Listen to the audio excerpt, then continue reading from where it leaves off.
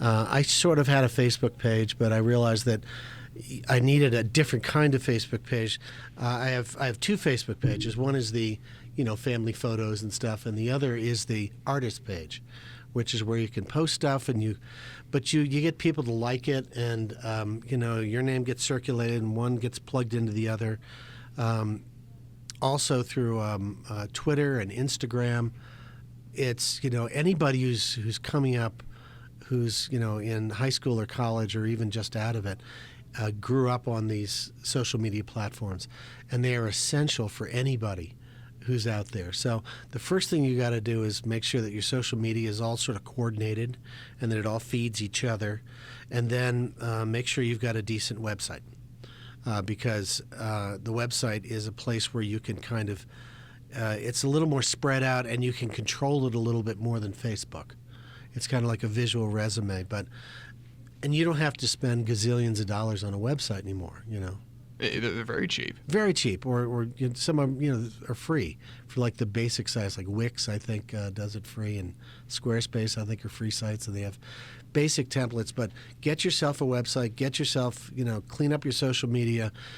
And what I mean by clean up your social media is sometimes on our Facebook pages, we post stuff, funny jokes, and how can I say this? Sometimes they're a little off color or something like that, a little racy or whatever. I don't know, a little dirty, and it's fun to kid with your friends. But excuse me, if you're going to go out into the real world, you got to back up and clean up, because that's the thing about social media, and I know I'm not telling you or anybody listening anything you guys don't already know, but you are talking to people in Thailand, and you're talking to people in Korea, and in Moscow, and in Scotland, and in Brazil, and all over the globe, because the net is everywhere.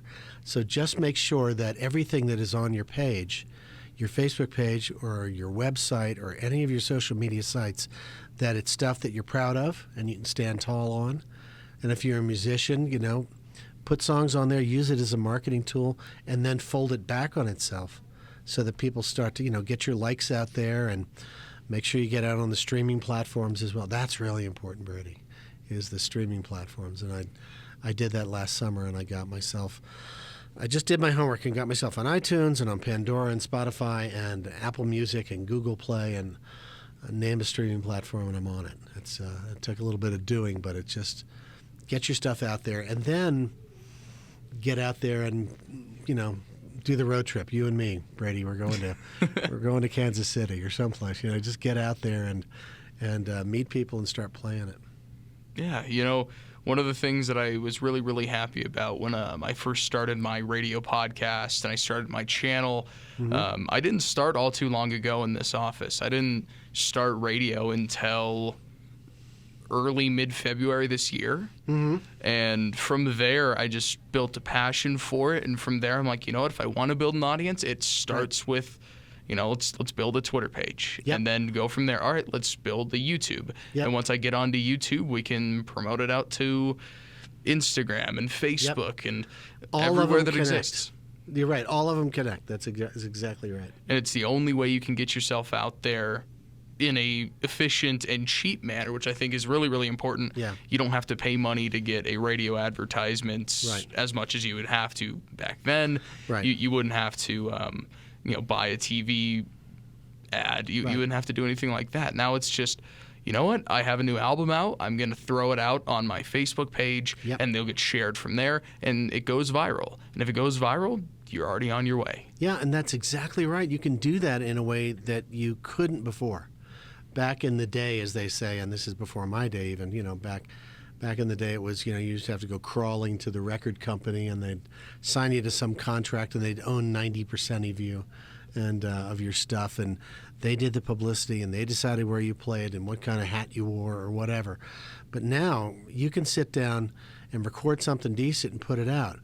My advice, if you want a tip on that, would be when you're doing your recordings, you don't necessarily have to go into, a $1 million recording studio, but make sure the room is quiet. Albums are not recorded in apartments, for instance. Try to stay away from traffic. Just get a quiet room and get a decent microphone like this one here. this microphone right here. It's an RE20, I think, isn't it? I believe so. Yeah. It's an old EV RE20. Just find yourself a microphone. The answer to which microphone is best is which one do you like. Really expensive doesn't necessarily mean the best in the world. You can spend $3,000 on a Neumann U87, and I've got one. I didn't spend $3,000 for it. I got it used, but that's sort of top of the line. But I also have plenty of SM57 microphones, which is the workhorse of the industry, and they're like $100. So just take care in the recording that you do. And I'll pass on a tip also. I met with some publishers a couple weeks ago in Nashville, week before last. And we were talking about demos and stuff because you demo your songs, and you're demoing for one of two reasons. Either you want to be the next rock star or whatever, or you're putting together a demo to sell your songs to the next rock star. But either way, the demo has to be better than just the cassette recorder or your little digital, Zoom recorder on your kitchen table. Take some care in recording it and layer it with, keyboards or vocals. Express yourself. Go nuts. Don't do what somebody else is doing. And if somebody else tells you, you're on the wrong track, you're probably on the right track. I've noticed that once or twice. Yep. That's how it works. I have a few different friends that are trying to record music, and they put it through SoundCloud because it's the easiest way. We get our own podcasts up through Mixcloud. There's a few different recording entities which you can put your stuff out there. Yep. Where do you put your stuff out on? All my stuff's on iTunes. I've done 9 albums, and they're all on iTunes. I price them cheap because I'm not anybody. I'm very much on the B circuit and proud of it and happy to do it. So my albums cost $5.99 a piece or 99 cents for the per song, and that's where you can go and purchase them. It used to be you would take your CDs and you would put them in a record store. You don't do that now. You just find iTunes is kind of the place to go where you can sell things. But you also sign up, get yourself on the streaming platforms, because that's where people can really discover you. And they can start threads and chains and comment on you. I've gotten some great comments through my music on Spotify and Pandora and other places as well. And then go out and, if you can, play places and find somebody who knows how to run a camera. We've all got friends who know how to run a camera, and the cameras are getting better. Brady, these telephones, you can shoot a decent film with an iPhone. You can do a music video on it. You can do a music video on an iPhone. You couldn't do that a couple years ago. The cameras are getting better just in our phones. Now, there is still a reason to have a high-end camera and good lighting and have a director who has a good eye and knows how to move. But my tip of the day is always pan slowly. But you can do music videos, and like you said earlier, create a YouTube channel and get your stuff up there, just little videos of your stuff. Do a song and then start to build. You don't have to have an album first, maybe a good song, and then put it out there and start getting the social media talking about it. And it all folds back on itself, and as you get more people to hear it and excited about it, you keep putting stuff out there. And that's really how you sort of build it. So I'm on all the usual suspects, as I said. I'm on YouTube. I've got a YouTube channel on iTunes, and the way to find me is either, because there are lots of Greg Smiths out there. I was cursed with a common name, as I say. I love it. It's funny. There are lots of Greg Smiths out there. So if you search me as Greg Smith Waiting for the Truth, you'll find me on the streaming platforms and through iTunes, or you can find me through gregsmith.net, which is the website, or my Facebook page is facebook.com/gregsmith.net. So that's the way to find the artist page. And then from there, off you go. So your first album was Album the First. Album the First, yeah. Yeah, that if it wasn't, that would be a kind of awkward name. I know. We thought about that at the time. We thought, what if we don't have a second album in it? My friend Rich and I, we did the first album. And that's funny you should mention the album. We thought, well, what if there's not a second? What was the development into that first album? What kind of inspired you to go through it? The funny thing is the first album always takes the longest because you've been writing it all your life. It's the second album which is hard because you got to do it in a year or two. So the first album was easy because we already had the material. At the time, my friend Rich and I mentioned him earlier. We had built and owned a recording studio, and we had clients who would come in and play. And so I learned how to produce incoming clients and also to play on their records, either guitar, piano, or bass, or whatever, sing on it. And after a while, I started writing songs on my own, and my friend Rich wrote songs. And so between the two of us, we suddenly thought, we got some songs. Why don't we just put out an album ourselves just for fun? So we did the first one for fun, and we enjoyed the process. And I found that I could write songs. At least I understood the structure. And so I had, and 2 years later, I wrote and recorded another one. And initially, my friend Rich and I, we were under the band name called The Far Cry. We found out years later there's a video game called The Far Cry as well. I think it's a military game of some sort. It cracked me up. But we were The Far Cry. And then after 2 or 3 Far Cry albums, my friend Rich got busy doing other stuff. So he said, no, the next album's going to be you. So the next album became just Greg Smith. And since then, I did one other Far Cry album. Whenever I have someone else collaborate with me more than just, on one song, a couple of years, just a few years ago, I did an album with a friend of mine, Wyatt Eddy, who is an amazing musician and doesn't know it, but is also the world's best mixer, and he mixes all my albums. But he also creates these great beats. And so he came to me with a bunch of beats, and he didn't know what to do with them, and I fashioned them into songs, and I wrote lyrics for them and melodies for them, and then we added acoustic instruments like guitars and bass and real drums to them, and that became a Far Cry album. But the first album just led to the second, led to the third, and off like that. What would you define your style of music as? That's a good question because I love all kinds of music.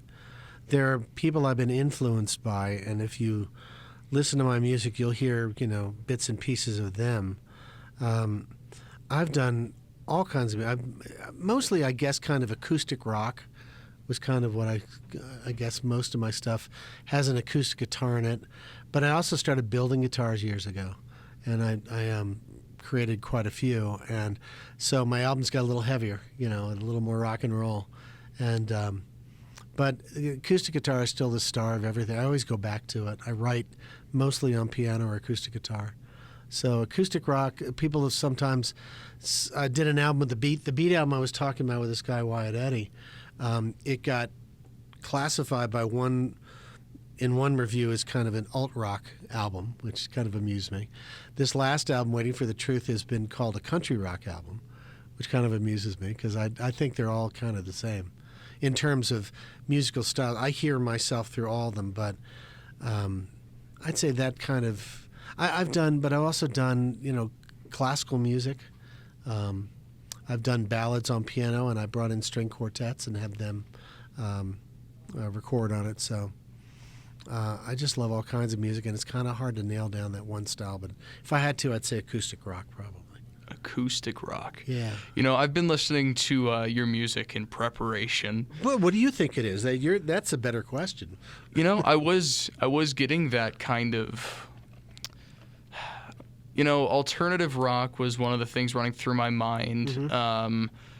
Soft rock is in there, and then but then some of the albums shift a little bit heavier, like you said. Yep. So it's really hard to define your music as just one. I think it's a mixture of the variety that rock has to offer. Yeah. And in an industry that's so dominated by pop and rap and R&B right now, it's really hard to identify what's what when it comes to rock because not a lot of people listen to rock as much as they used to. And I think that's right. Not that rock is dying at all because it's not. No. I think it's just a new generation of rock that's progressing its way through the industry. I think that's totally true. I think it's really true. Let me tell you a quick story, which is that one of the things I love about my road trip with my son Jeremy, we met him earlier on Mike. He plays DJ once in a while and introduces me to stuff I haven't heard. And we were having a conversation in the car whether or not it's properly titled Bon Iver Bon Iver, Bon Iver, but you know what I'm talking about. Okay. And he has a new album, and Jeremy, correct me if I'm wrong, 22 Million. So that's his second to last, most recent album. Well, that's right. The new one it's called I, I believe. Yeah. It came out a few weeks early, which was last week. Yeah. I still have yet to listen, but we were listening to 22 a Million. 22 a Million, and the album is just amazing. And I don't know how you would categorize that. There's some rock and roll in it. It's as alternative as an alternative album can be, and I totally love it. And it gets really spacey and wild and out there. Other stuff that I love, like Foy Vance, is a guy who does some beautiful music that's kind of like Bon Iver, which I really love. But I just think if you can sing and you've got a story to tell, I'll listen to it. You know, I don't care if it's twangy country or classical music or rock and roll or alternative. So it's always fun to like talk to other people about my music because I'm more interested in what they hear, what they think it is. Yeah, I mean, I really do enjoy it. I was listening to it on the way here. I got here. At the time of recording, it's like 11:30 right now. Yeah. And I was driving in. I was just vibing to some so was it right? So it was. So it was. Yeah. Oh, I wish I could talk. But I really, that song kind of hit me, and I was like, it's a good song. It's a nice song. I like that song. What song are you most proud of? Oh wow. You know what? Or album. I'll give you album because it's hard to pick one thing in your life that you're proud of most. That's true. I could tell you the song that I'm probably the most proud of, that I think is the most interesting. So I'll answer that first, then I'll answer album. The song is a song called Green, which I did two versions of on two different albums. The first was on an album I called Time, and the song Green appeared there, and that was a fast piano-based kind of version. And just has a really cool guitar. And then a couple albums later, I was playing around with it, and I slowed it down. I'm trying to... Let me see. If it's all as I played it, I have to... I'll try to play it for you later on. But I did a slower version of it. So the song Green, and the title has nothing to do with anything that's green. The inside story is that sometimes when I write a song, I haven't got the lyrics yet. I have the melody and I've got the structure, so we record it, and then I go back and I record then I write the lyrics. So we have what are called placeholder titles. So what's the name of the song? Well, I haven't written it yet. Let's just call it Green. So that was the working title, and I have working titles for every song, except for some silly reason, the name Green stuck all the way through the process. The word green doesn't appear in the lyrics. In fact, the subtitle is called "It's Just the Way of Love," but that's probably the album that the song that I sort of would say, they're all my children, but that's the one I really it always resonates with me. It's a song that speaks to me, and I like the structure of it. For an album, that's really tough. I'm going to cheat, and I'm going to say two different albums. One is the one I just did, because that's the one that's in my head right now. And that was a stripped-down version. That's mostly, me at my grand piano, acoustic piano, and then playing acoustic guitars and bass. And it's really just that. It's a really stripped-down album, and that was an exercise for me, because the album before it, which is my runner-up of favorite album, is an album called Afterwards. It's got the two red sneakers on the cover, and that was the album that started off with Just Beats. And that's got a lot of interesting, quirky, sort of alternative songs on it. And I have a lot of good memories, and good energy went into that album, which is really ironic because the lyrics aren't anything about good energy, or they're a little dark. And the first song is called "Rescue Me." I think the chorus is "I'm down on my knees, rescue me." So it's not something you'd play at the kids' party, but it's an album that came from a good place, and I think the production on it is what I really like about it. It's one of the things that as a musician, as an artist, as anybody really does, they develop over time. And from that first album, it's you're getting all the kinks out. You're telling a story, but you may not have the right beats to get it out in the perfect way. You may, not understand exactly what you want out of the album or if it was perfect. Yes. But the more and more you go down this road, Right. the more you develop. As a musician, what has changed from the first album to the 9th? That's a really good question. You've got great questions. I try. They're good questions. What has changed between the first and the 9th? The first was, as I said, it was me and my friend Rich. We knew how to create a song because that was our business. We had clients come in, but we had never worked with our own material. So I didn't know certain things when I started the first album that I learned along the way, and I had things that are now second nature on the 9th album. Part of it is to learn to write in your own key, because I'm sort of more of a tenor. But I'm not a soprano, and so in the earlier albums, I listen back to them, and I'm right at the top of my register, and I often think, why didn't you play it like a step or two down? Why not? Because it felt easier playing it in E minor than it did in D minor or something like that. But I should have played it in D minor because down one step would have sounded better. So you learn what you're capable of in terms of playing. My playing has gotten better because I've played more and practiced more, and my singing is better because I pay more attention to it. These are all things that anything that you do, the more you do it, if you pay attention, and if you do it, pay attention and do it with an eye on improving, and be critical of yourself to the point where you say, okay, well, I can do that better, and then just don't accept. I think also what I've really learned between the first and the 9th album is don't accept sort of, pretty good.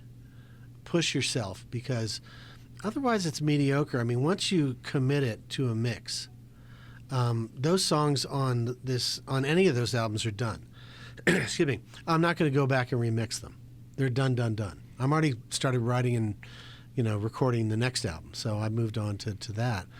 But the songs that you do, you commit them to a mix, and that it's that way forever. So why not do it perfect? As perfect as whatever your level of perfect is.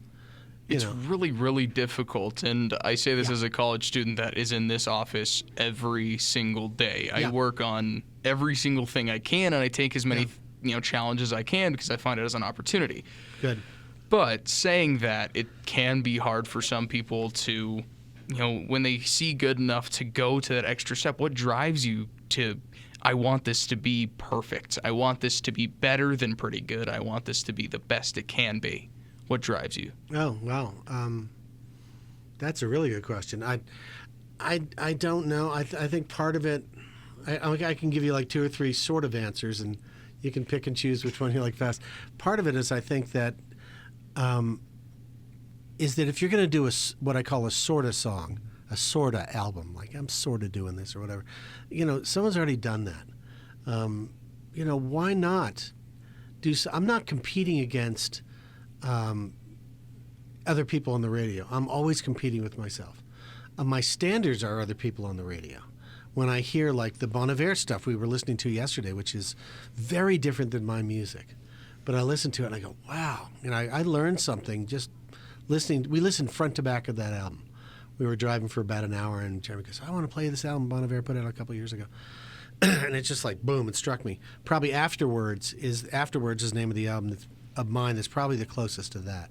But what drives you, I think, is like anything else. If you're going to make a chair and you're going to sit in that chair every single day for the rest of your life, take a little extra time and make sure the joints fit, and make sure it's the right kind of glue. And if you're going to make a dovetail joint, or you're going to drill it out and glue and screw it, or make it sturdy so it's going to hold you. Because why make a chair that's going to break after a year? So just follow it through. I think my father believed in that sort of stuff, but it was probably watching my brother, if I had to get like on the Dr. Brady psychiatrist couch as to why I am strive for perfection. I watched my brother Brian, who passed a few years ago, and said this in his eulogy at his funeral. You know, he was a guy who always saw a job through to completion. And he was a guy who could fix anything, you know, with a little bit of duct tape, a little glue, and a screw gun. And he built stuff to last. It wasn't pretty. He wasn't a finished carpenter. But he was a carpenter, he was an electrician. But he always followed a job through to the end until it was done. And he could stand back and smile and be proud of it. And sometimes I'd help him on projects. You know, he lived out in the country, and I'd go out to his barn, and we'd be working on something.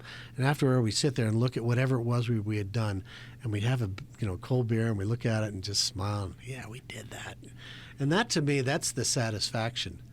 And when I listen back to the albums, for the most part, you know, out of 9 albums, you're always going to hear, like, you know, some things you would do differently. In fact, I hear a lot of things I'd do differently. But mostly I'm proud of at least the production of the songs.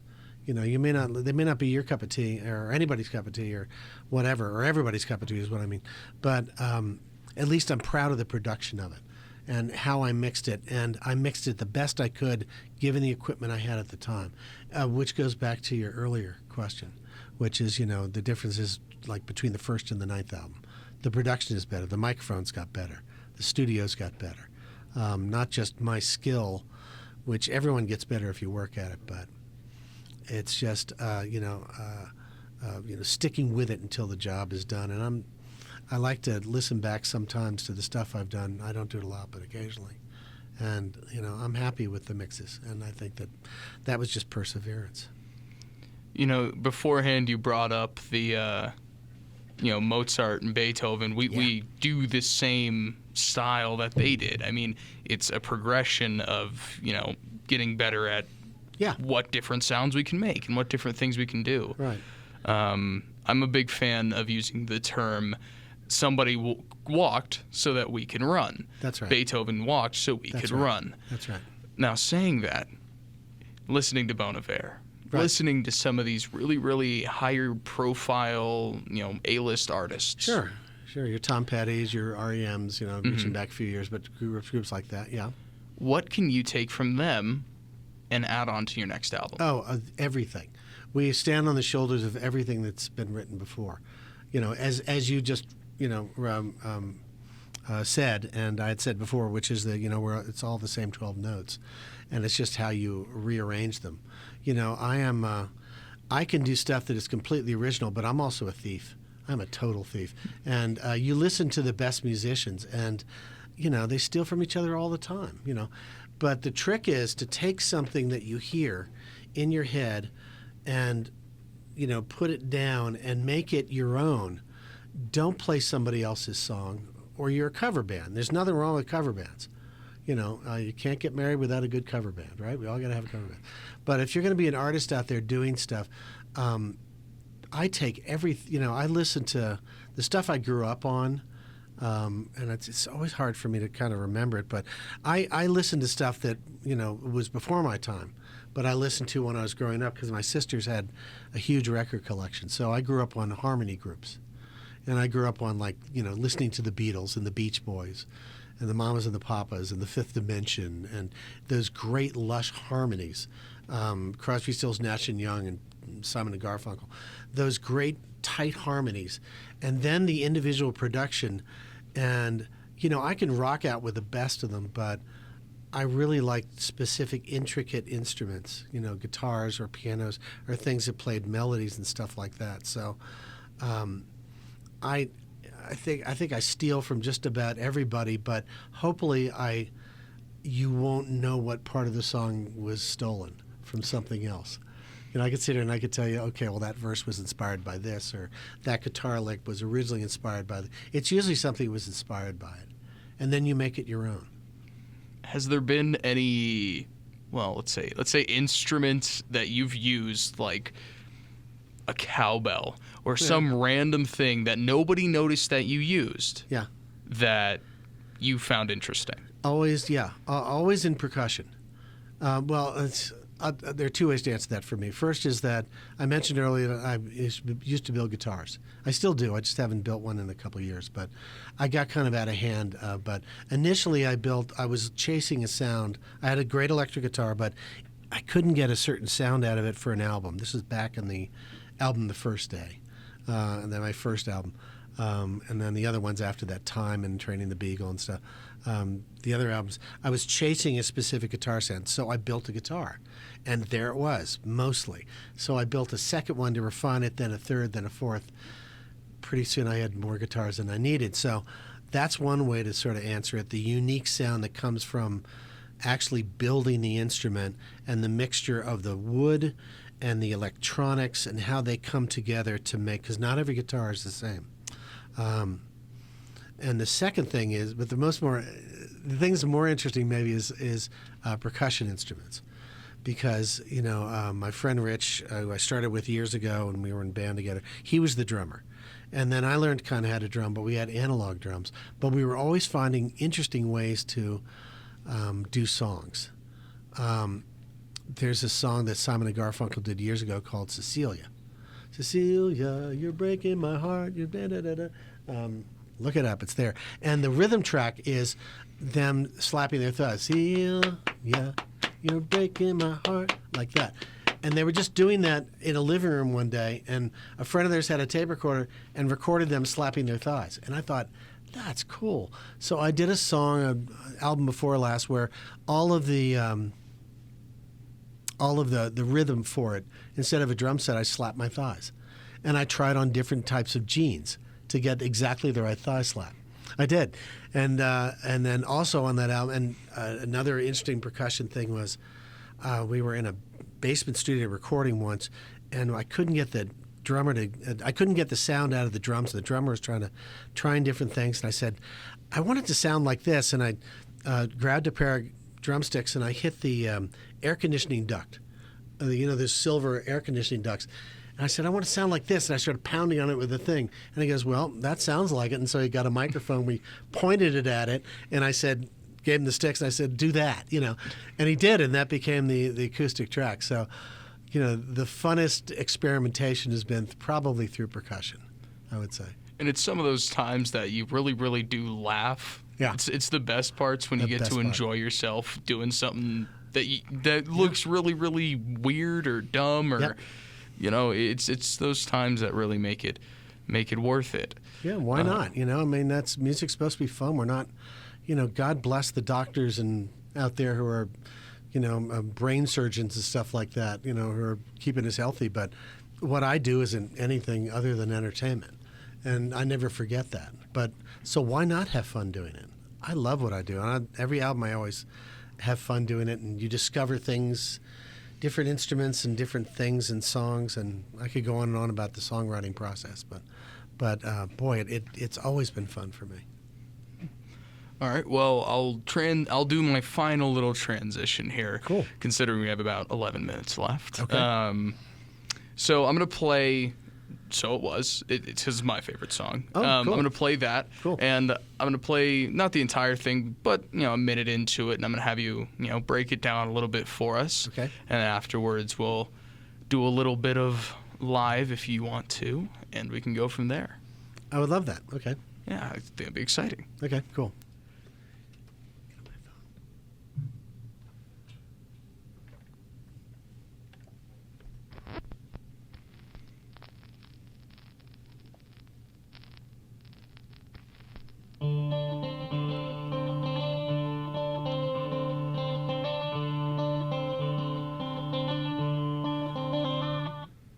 Madalena sat alone and thought about the peonies, the garden she had tended in the sun.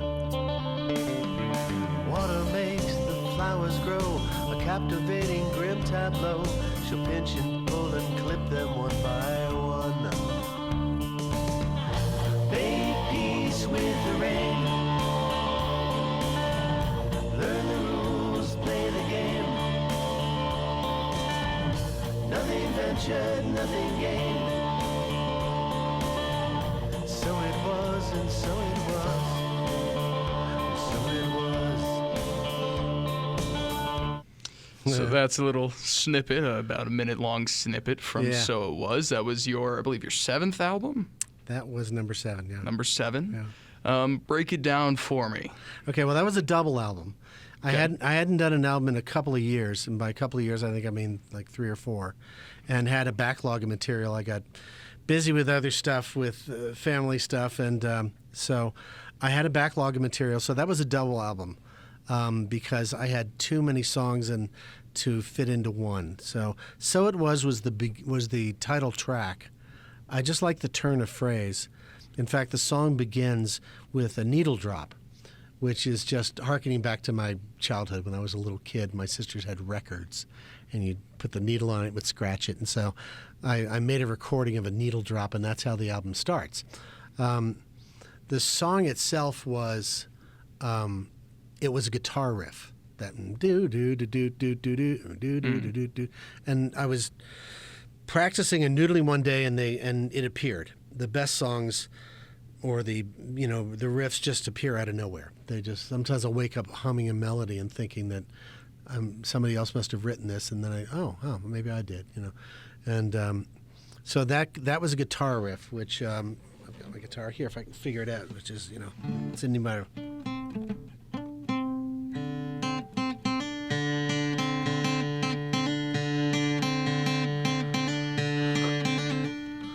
Except it's on an electric guitar. So I went through and I did the riff, and the lyrics were, I'd written a song on the first album called Madalena, and that was sort of a tribute song to the Beatles. And Madalena, I'd written the song, and I needed a girl's name because it was a love song to a girl. And the song was about a variety of relationships that I'd had. So there wasn't one specific woman that I was thinking of, or girl that I was thinking of that I'd dated when I was young. So I needed a 4-syllable name. So I went to a baby name book and found Madalena, and that fit in that song. So Madalena makes a reappearance here, because the lyrics are, Madalena sat alone and thought about the peonies, a type of flower, the garden she had tended in the sun. Water makes the flowers grow, a captivating, grim tableau. She'll pinch and pull and clip them one by one. It's about this mysterious woman in her garden, and she's going out, and instead of pulling her roses, she's going out or flowers, she's clipping off the top of the flowers of it like that. It just seemed kind of, like this woman's a little twisted. There's something a little bit wrong with her, and I like that. And then the chorus is make peace with the rain. In other words, I love rain. Make peace with the rain. Learn the rules, play the game, which is that there are rules of life, and sometimes we have to play the game because nothing ventured, nothing gained, which is the next line, and so it was, and so it was. That's the way life is. And the rest of the song goes through, and we follow Madalena, where she finds a guy, and she makes him dance by pulling on his strings, just like a puppet, like that. So the song kind of wrote itself very quickly, but it all started with that guitar riff. And sometimes a lot of my songs do. And it's catchy. A lot of people, and we talked about this a tiny bit earlier, you start off with your beat, you start off with the sounds and then make the lyrics to go after it. Mm-hmm. I think of myself in a way very, very opposite. I start with the lyrics and then I can match the music to it afterwards. Yeah. But it's one of the things that makes an artist creative. They have their own process, they have their own way. Yeah. Saying that, let's process our way to a live little look into the creative function of Greg Smith. Okay. You mean play a song for it? Yeah. Oh, sure. I definitely could have said that better. No, I was sorry. And you can just pull that blue microphone over for the bottom if you would like. Okay, I'm going to do that. Yeah, a little bit down. Funky. That's okay. I'm playing engineer here for those of you listening at home. Tightening that mic so that I may have to get... Yeah, these ones are kind of weird. We tried. Now I'm going to ask, Jeremy, could you help me and hold that like that? Actually, I can do this if I pull on this. Never mind. I got it. Awesome. I'm fixing the mic so it points to my guitar. Okay, here we go. Perfect. Okay. Now, I can play you... can you hear this? This is... the title track to the album. It's called Waiting for the Truth. And this was a song that started with a phrase. This is a song which was lyrics first, and then it became, the music came later. Sometimes I write the music and then add the lyrics. Sometimes it's lyrics and add the music. This was a phrase, waiting for the truth. And I love the phrase, so I wrote it this way.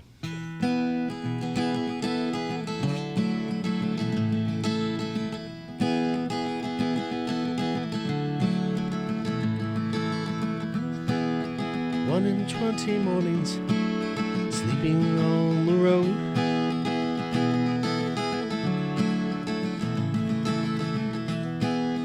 2 and 20 evenings till I see my home.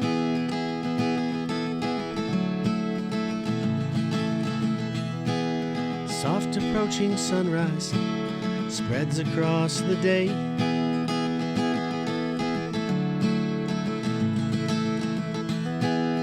Continental highway endlessly replayed.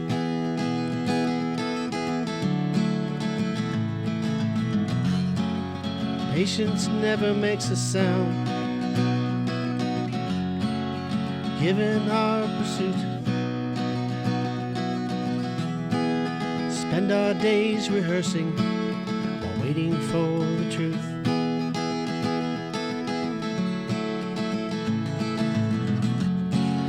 Patience never makes a sound, given our pursuit. Spend our days rehearsing while waiting for the truth.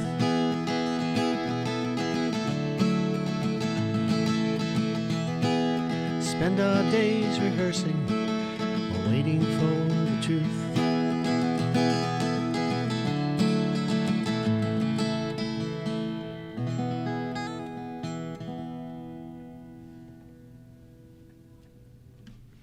That was great. I mean, Oh, thanks. man, you've done this once or twice. I love that song. It's just there's something about it, and it's not an ego thing. Sometimes you've written a song that's a good song, and it wasn't so much that because the song falls together. I love playing that song. It's a fun song to play. I mean, it's a fun song to listen to. There's just this thing when you listen to a song, at least when it comes to me, where it's just this melody in your head, but it's peaceful. It's not something that's, beating against your ears. It's something that flows with you. It's a good vibe to it. It's a good song, and I thanks. recommend everybody go check it out. This is on, obviously, gregsmith.net. It's under the albums page, of which I'm currently on. And you can find it on iTunes. All that stuff's on iTunes. And this song was written about being on the road, basically. So it's funny. We should talk about being on the road today because that's really what the song's kind of about. It's kind of being on the road and missing your girl. I miss my girl.